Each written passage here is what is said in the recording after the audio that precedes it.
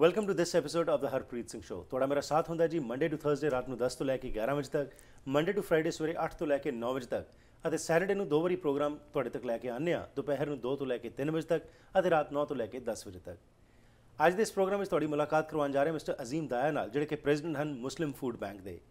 ਇਹ food bank ਕਿਉਂ ਸ਼ੁਰੂ ਕੀਤਾ ਗਿਆ, ਇਸ ਵਿੱਚ ਕੀ ਕੁਝ ਇਹਨਾਂ ਨੇ ਹੁਣ ਤੱਕ ਕੀਤਾ ਹੈ ਤੇ ਫਿਊਚਰ ਕੀ ਪਲਾਨਸ ਨੇ, ਇਸ ਦੇ ਬਾਰੇ ਗੱਲਬਾਤ ਕਰਾਂਗੇ ਅਤੇ ਇਹ ਗੱਲਬਾਤ ਹੋਏਗੀ ਇੰਗਲਿਸ਼ ਦੇ ਵਿੱਚ। Mister Daya, welcome to the programme. Thank you. So a little bit about yourself, since how long you have been here and how did you get the idea to start this Muslim food bank? I'm an accountant by profession. I have a CGA firm in Richmond and Surrey. There were a group of brothers who went after prayers in the morning. We're sitting on the Tim Hortons and we tried to solve problems of the world. So that is where we came up with the idea that we need to do something about the needy people here. Right. And food bank is one of the ways. Okay.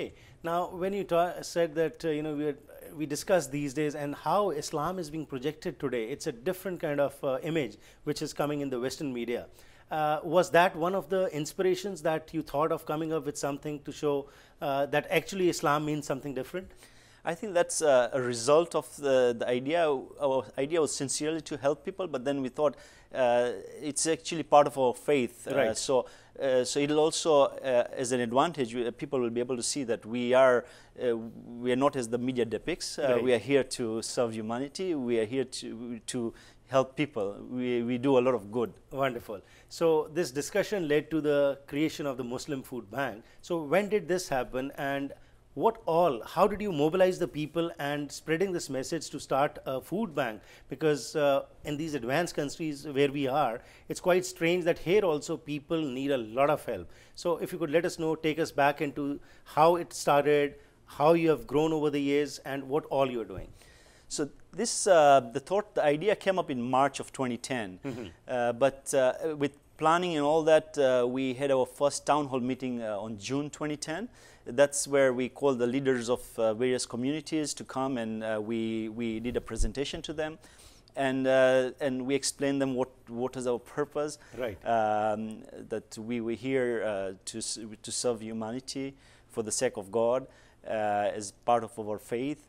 One of the surahs in the Holy Quran says that, I will try to translate it, feed in the name of God. Okay. The needy, the orphans and the captive, saying that we feed you only for the sake of God, not expecting any reward from you nor thanks. Right. So this was based, and then we have a lot of hadith, the life of the Holy Prophet sallallahu alaihi wasallam, where he taught us that if our neighbors are hungry, then we cannot even eat. Right. And neighborhood could be village in some part of the world, but in this part of the world it's a whole city. Right. So I'm sure there are people who are hungry and we can't comfortably eat. So these are the things we talk to the leaders of the communities and saying that we need the support. And alhamdulillah, they did provide us the support.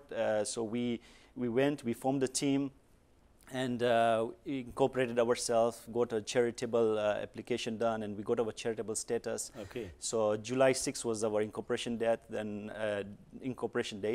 and then July 27th we did our first fundraising, and a lot of support, and then we started. In the beginning we would distribute, we would collect some of the food, buy some more, and then volunteers would go and give it to the client. We call them clients, the needy Right. families. Okay. And then with time, the numbers started increasing.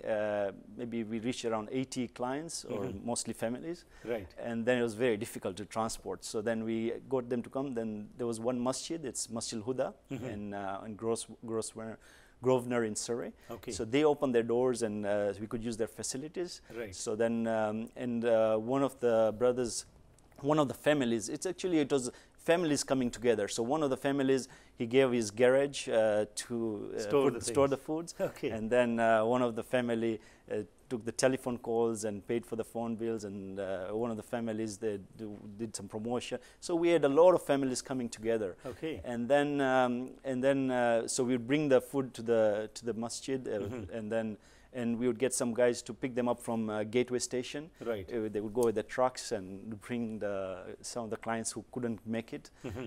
So they would make it to the Skytrain station. And the clients came from all over, from Surrey, Vancouver, Burnaby, Coquitlam. Okay. They came from all over. And we looked after them. The benefit, and we serve everybody because, we also send volunteers to local food banks. Actually, that was one of the first things we started is Surrey Food Bank. We would have volunteers going on. Until today, we have volunteers going there. Okay. So the only thing is they don't cater for specific dietary needs. So vegetarians, halal food and all that. And that is what we catered for. Okay. So the clients who came to us mostly required these needs. So then, and we progressed, and the good thing is we did it all for the sake of God, right? We didn't expect anything from anybody, right? That God in turn, helped us, like sometimes the warehouse would be empty and the food would just come, Right.